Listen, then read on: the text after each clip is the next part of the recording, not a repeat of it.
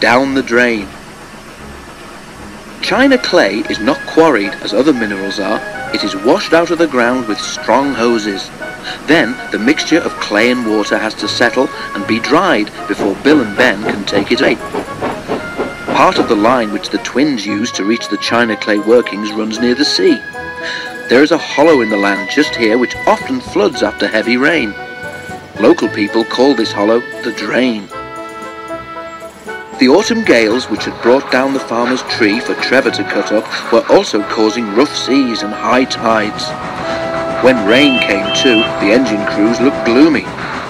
A really high tide now, said Ben's driver, could make real trouble at the drain. But though pools of water lay on either side of the line, they grew no larger. Bill and Ben puffed happily to and fro, replacing loaded hoods with empty ones. They forgot about the drain. Then the rain began again, and the wind strengthened. As the engines went to the clay pits that morning, their drivers noticed that the water in the drain was rising. While Bill arranged the empty trucks, Ben prepared to leave with a train of full ones.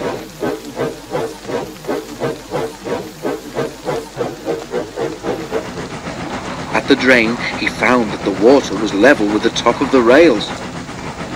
"Come on," said Ben bravely. "We must get through, if only to get help for Bill." "Go back, go back," the wind seemed to shriek. Ben took no notice.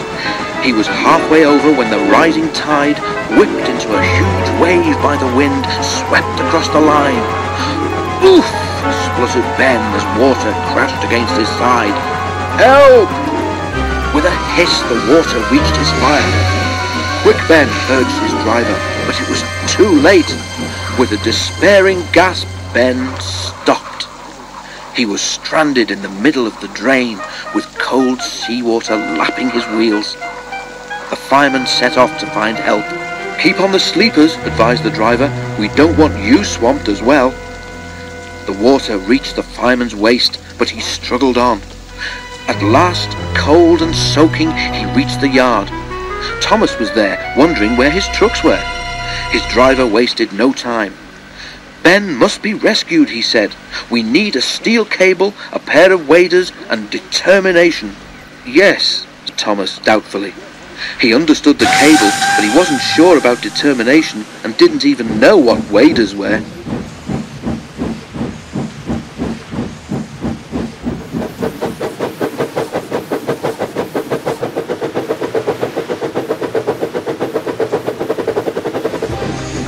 Thomas stopped at the water's edge. His fireman put on the waders and set out, carrying the end of the cable. Ben was delighted to see him. The fireman fastened the cable end to Ben's front coupling. Then he uncoupled the trucks so that Bill, who had come up behind, could pull them clear. "Right," he said as he joined Ben's driver in the cab. "Let's go." Poor Ben had no steam left to whistle, so the driver and fireman waved to show Thomas they were ready. Carefully, Thomas took the strain as he pulled Ben.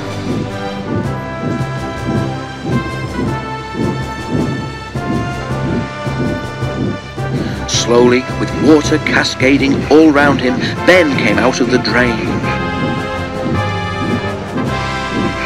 Once he was clear, Thomas was properly coupled to him and helped him back to his shed.